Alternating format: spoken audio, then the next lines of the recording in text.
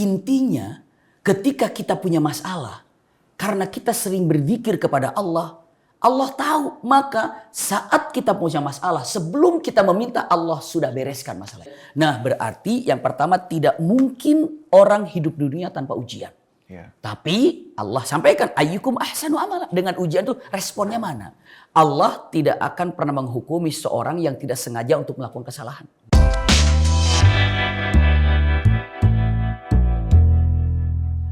Intinya ketika kita punya masalah, karena kita sering berzikir kepada Allah, Allah tahu. Maka saat kita punya masalah, sebelum kita meminta, Allah sudah bereskan masalah itu.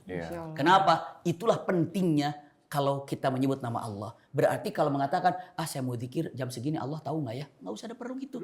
Kalau saya zikir, Allah lihat nggak sekarang? Ya gitu. Jangan-jangan begitu saya lagi itu, ya Allah. Allah lagi nggak lihat gitu. Nggak lihat, tidak ada rugi. Makanya ada yang kata. utama harus ada keyakinan. Betul. Iya, makanya dengan mengatakan ada dua kewajiban yang mustahil Allah abaikan. Iya, diantaranya adalah kepada hambanya, satu memberikan rizki, yang kedua adalah punten, memberikan pahala setiap apa yang dilakukan. Pasti pahalanya dapat. Kita mengatakan subhanallah saja dapat pahala. Iya. Masya Allah. Dan gara-gara kita subhanallah, subhanallah seperti menyebut nama Allah. Allah katakan, kamu selalu nyebut nama aku nih, kata Allah. Nanti kalau kamu ada masalah, sebelum masalah itu datang, aku jegal. Sebelum masalah ini datang, aku selesaikan. Kenapa? Itulah kalimatnya. Adkuruni adkurukum, ya, ingat kepadaku, maka aku akan ingat kepadamu. Itu yakin. Bahkan apa kata-kata ihfadillah, yahfaduka. Engkau menjaga nama Allah, aku akan menjagamu. Masya Allah, itu tegas sekali kata-kata itu. Ini manfaat zikir ya, salah satu ya. Manfaat zikir. Tapi kalau misalnya buat yang saya nih, Mak, kan sering curhat tuh sama teman-teman. Berarti kan kalau curhat tuh kan sebenarnya nggak boleh ya, Bi? Atau boleh sih sebenarnya? Ada nggak sih bedanya? Maksudnya yang ini boleh dicurhatin ke teman. Iya, batasannya yang apa ini gitu. nih udah Betul. Allah aja, atau memang semuanya Allah aja, tapi nanti akan ditunjukin lewat lewat ahli, mungkin lewat teman atau bagaimana? Benar. Awal mula curhat itu kepada Allah. Jadi Allah dulu tetap awal ya. mulai tetap kepada Allah. Itu lebih utama. Nanti Allah akan arahkan kemana curhat yang terbaiknya. Kenapa? Karena Allah sampaikan, engkau telah nyampaikan kepadaku bla bla semuanya. Maka dijumpakan dengan ini, jumpakan dengan ini. Dan bukan satu kebetulan. Iya. Ketika berjumpa dengan siapa, oh ini kayaknya menenangkan, ini kayaknya enak nih. Udah, obrolkan, bicarakan. Iya. Tak perlu dengan mengatakan ucapannya. Apakah ada hal-hal yang semuanya boleh diungkapkan untuk menyelesaikan permasalahan gitu ya. Kalau makanya kepercayaan kita ini kepada siapa? Percaya nggak sama orang ini? Kenapa? Karena orang yang dicurhati ini paling wajib yang dimiliki orang itu nggak lemes gitu. Apa nggak lemes itu? Nggak lemes itu artinya dia lemes, Abi. Iya, nggak lemes gitu ya. Bukan. Nanti omongan lagi di sana. Rajin menyampaikan. Jadi nggak ember gitu ya. Abi juga paham ember, Abi. Abi tahu lemes juga loh. Waduh, Masya Allah. Jadi ini percaya nggak gitu, sampaikan. Maka daripada itulah bicaralah kepada orang yang berikan nasihat, kepada orang berilmu dan kepada orang labib untuk menyampaikan curhatan kita apa yang disampaikan gitu ya. Itu penting sekali karena kalau seandainya Rasulullah saja pernah bertanya kepada para sahabat, asyiru ilayya ibadallah, ya, tentang masalah keluarganya, tentang masalah apa, tolong nasihati, tolong berikan nasihat, tolong berikan pendapat tentang masalah ini, silahkan. Iya, tapi tetap yang diutamakan itu hanya pada Allah Subhanahu wa taala. Nah, ini perlu dilatih nih, Ki. Iya. Silahkan kepada makhluk. Iya. Betul. Berarti yang kalau udah mulai dari awalnya curhatnya sama story di IG gitu, atau curhatnya sama yang teman ikrip gitu, harusnya agak di ini nih, Abi ya. Stop dulu tuh, hati-hati. Lihat dulu teman ikripnya apakah seorang ahli. Iya, ditambahin bumbu, Mak. Tambahin bumbu biasanya. Cuman ya sih, ini hal yang perlu dilatih supaya kita mulai menambah keyakinan kita kalau Allah tuh ada dan selalu dengar kita dan pasti bantu kita gitu. Tapi melalui siapanya ya nanti baru itu ada kisi-kisi. Jadi pertamanya adalah curhat dulu sama Allah. Allah pasti, Allah pasti. Allah dulu. Itu udah senyum-senyum aja, ada yang mau nanya lagi kayaknya nih. Siapa? Oh, Mangga, Masya Allah. Oh, mana dulu nih? Oh, Babe. Oh, Masya Allah. Babe? Babe mah senyum terus. Giginya habis. Abi, Makasih ya. Iya, silakan. Allah lagi nguji kita nih. Iya. Babe misalnya gitu. Agak susah. Caranya gimana? Kita berdoa. Misalnya doanya ya nggak hafal, bagaimana caranya? Itu aja. Iya. Masya Allah, iya. Kalau seandainya gini, pertama, mustahil orang hidup di dunia tanpa ujian. Karena memang dalam Al-Quran, liyabluwakum ayyukum ahsanu amala. Selalu seperti itu. Ketika diucapkan ayyukum ahsanu amala, mana yang terbaik amalannya, maka kalau mudah difahamkan bahwa semua dapat ujian, ayyukum ahsanu amala, mana yang terbaik merespon daripada ujian tadi. Ya, responnya bagaimana saat dapat ujian? Contoh, menuju ke Cinere misalnya macet. Iya. Lalu dong. Nah, itu kan lagi macet itu ada yang ini kenapa sih nih bla bla bla bla. Betul. Ada yang bisa nyalahin misalnya RT. Bisa nyalahin RT-nya, bisa nyalahin supirnya. Kenapa sih nggak lihat mana yang lebih kok ke tempat yang merah-merah gitu jalannya? Bisa nyalahin supir. Bisa nyalahin ini pemerintah, nyalahin pemerintah lagi. Iya. Betul. Ada yang gara-gara hujan, nyalahin hujan lagi. Ini gara-gara anak masuk sekolah ini, nyalahin anak masuk sekolah gitu kan. Nah, ada yang kayak tapi ada dimatakan, tenang. Dia katakan, ini kesempatan suatu zikir. Ayyukum ahsanu amala. Respon apa yang Anda hadapi saat mendapatkan kemacetan ini? Nggak kepikiran Nabi. Nah, itu dia. Itu ketutup bisikan-bisikan itu ya dia. Ya, ayyukum ahsanu amala. Semuanya gitu kan. Sekarang dapat apa setelah ini misalnya kita, Masya Allah, misalnya kita makan sama-sama gitu kan. Kapan Nabi? Ya, misalnya. Langsung roda. Begitu kita makan gitu kan. Ada yang makannya setiap cicipan makan bersyukur. Ayyukum ahsanu amala gitu. Enak loh. Ada yang biasa, apaan kurang garam ini apaan gitu kan. Jadi ayyukum ahsanu amala. Semua ayyukum ahsanu amala. Pertemanan. Ayyukum ahsanu amala. Teman saat berteman itu bisa banyak membahagiakan teman atau menyakiti teman. Ayyukum ahsanu amala. Semuanya, iya. Nah, berarti yang pertama tidak mungkin orang hidup di dunia tanpa ujian. Ya. Tapi Allah sampaikan ayyukum ahsanu amala. Dengan ujian itu responnya mana? Sekarang doa apa yang terbaik ya saat saya mendapatkan ujian seperti ini ya? Pertama, syukur. Nomor satu syukur. Syukurnya bagaimana? Syukur ya Allah syukur saya dapat ujian, bukan itu. Iya. Tapi syukurnya ya Allah, kalaulah engkau mau memberikan ujian kepada saya lebih berat daripada ini, Allah bisa. Syukur engkau hanya memberikan ujian kepadaku segini.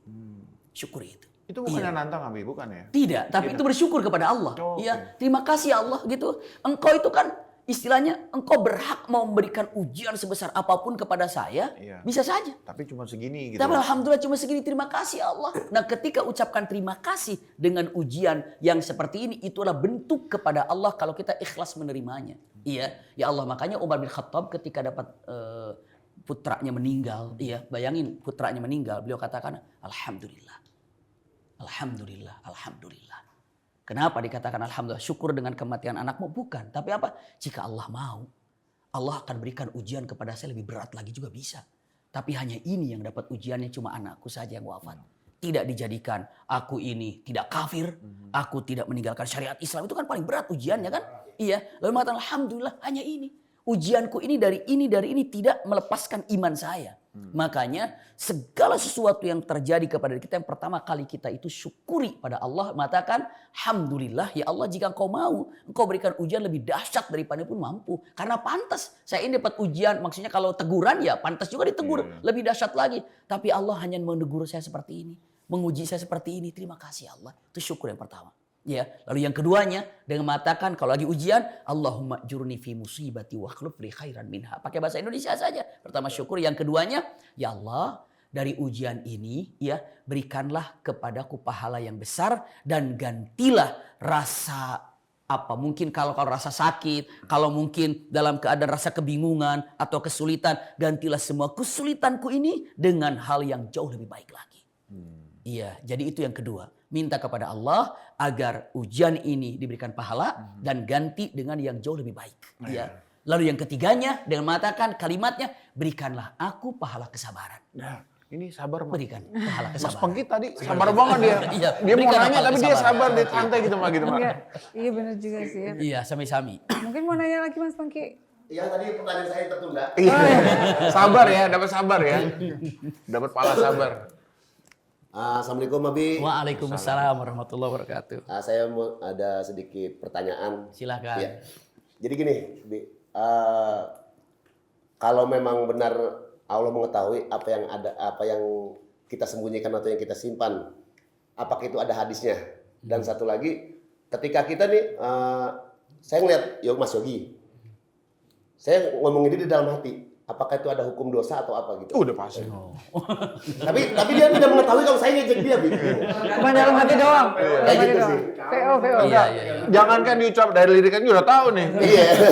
Ini orang nggak pantas banget nih, tapi kita nggak mencibirnya secara langsung gitu. Tapi dalam hati, karena dia mungkin masih menjaga perasaan dia gitu kan. Tapi dia di dalam hati dia, ini orang apa sih? Ini orang apa sih? Kayak gitu.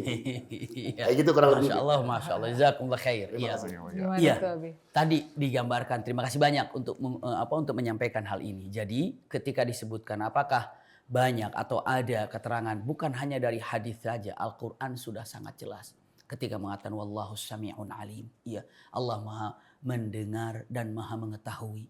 Itu tanpa batasan waktu, tanpa batasan tempat, semua sangat tahu. Tanpa terhalang dengan waktu, tanpa terhalang dengan tempat, tanpa terhalang dengan zaman, as-sami al-alim. Itu gambaran yang sangat luar biasa. Iya. Bahkan tadi ketika mengatakan ya'lamu sirra wa akhfa, mengetahui yang tersembunyi dalam hati, bahkan yang belum tersirat di dalam hati, Allah sudah sangat tahu sekali. Lalu pertanyaannya, Masya Allah, andai kita mencibir seseorang gak terungkap hanya di dalam hati gitu ya. Dalam keadaan seperti itu, ini punten. Ada beberapa ulama mengatakan, ini adalah, apakah ini bagian dosa? Punten bahasanya. Ini adalah bagian kita sedang, duduk di tepi tempat api yang mana hati-hati sebentar lagi kita terbakar. Oh, tapi jurang. Iya, tapi jurang itu Iya. penting, ngeri sekali. Iya. Andai kita masih dalam keadaan seperti itu, seperti ini masih bergejolak nih. Tapi bisa-bisa nanti meletus. Meletusnya bagaimana? Baru ngomong ke temannya, lihat, itu baru kena dosa. Iya, itu baru kena dosa. Ketika diucapkan, iya, lihat nggak pantas banget ya, itu baru kena dosa. Iya. Tapi kalau masih dalam hati bergejolak seperti itu seperti dalam jurang yang mana akan tinggal kepleset ya. Iya. Lewat enggak. Ini bibir udah mulai naik-naik gitu. udah sebel aja gitu kan. Kalau mengatakan dia liatin terus komentar-komentar. Nah, maka daripada itulah tadi disampaikan, siapa yang membisikkan hal yang buruk itu jawabannya adalah setan. Yang paling gampang aja. Kalau pas Allahu Akbar baru azan itu pasti setan itu. Iya. Itu dia Baru tuh. azan itu setan itu. Udah Iya. azan tapi masih bentar lagi deh. Bentar Tangguh lagi deh. lah itu. Tangguh gitu kan. Akhirnya itu pasti iblis, itu pasti setan untuk mengelonin kita biar kita tambah nyenyak. Soalnya suka dipanggil, si paling sholat kayak gitu, Bi. Si paling sholat, Mak. Nah itu gambarannya. Jadi kalau seperti itu selagi kita tidak sampai terungkap baru dalam hati bergejolak itu dan ini, itu kita sedang berada di tepi jurang. Iya, dekat dalam bara api yang kapan saja bisa menghantam kita. Maka ketika mengatakan cepat astagfirullah.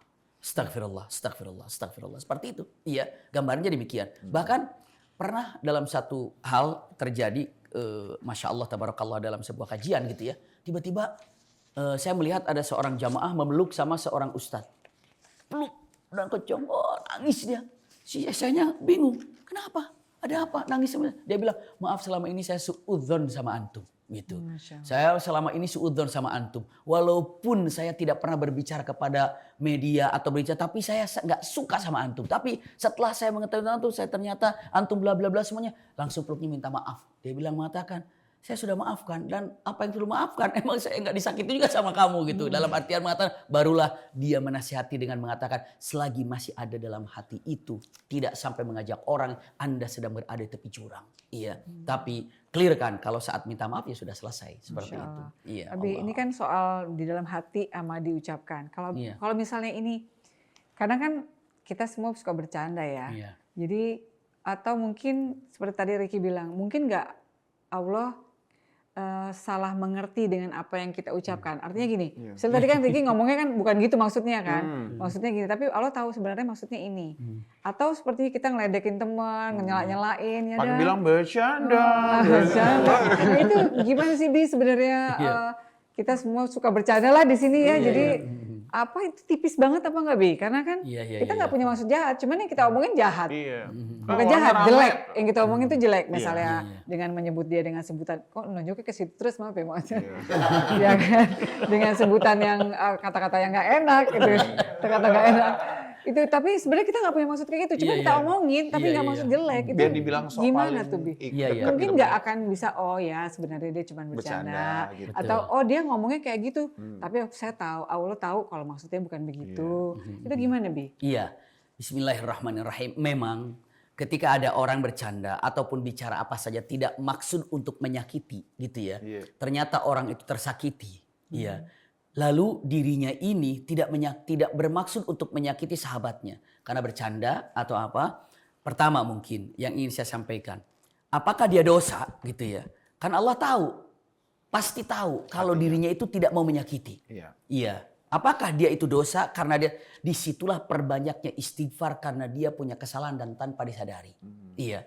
Walaupun dia salah karena menyakiti orang itu tanpa tujuan tapi dia salah. Iya. Walaupun dia istighfar, maka perbanyak istighfar seperti itu. Gambarnya demikian. Allah tidak akan pernah menghukumi seorang yang tidak sengaja untuk melakukan kesalahan. Iya. Namun ketika dengan mengatakan sekarang ujiannya di mana yang paling berat? Kepada orang yang tersakitinya. Lagi bicara garing. Aduh sakit hati dia. Nah itu sering itu. Garing itu sakit hati lagi. Apalagi sekarang kan bahasa karena bapak-bapak banget nih gitu. Kan saya merasa Bapak-bapak.